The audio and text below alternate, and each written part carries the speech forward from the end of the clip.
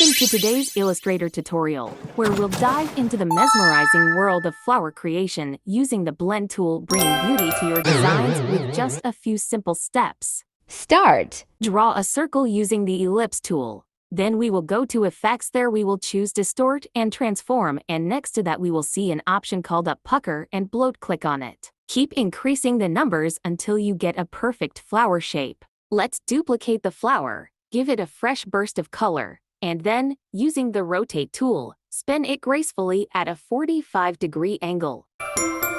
Nice! Prepare to be captivated as we venture into the blend tool's realm, crafting a flawless flower by leveraging its myriad options. Witness the sheer enchantment unfold in Illustrator, where the beauty of this intricately designed bloom is nothing short of mesmerizing. Wow! If you find joy in the artistry we're creating together, I'd truly appreciate your support. Leave a comment, watch, and share my videos to help our creative community grow. Your engagement fuels the inspiration behind these tutorials.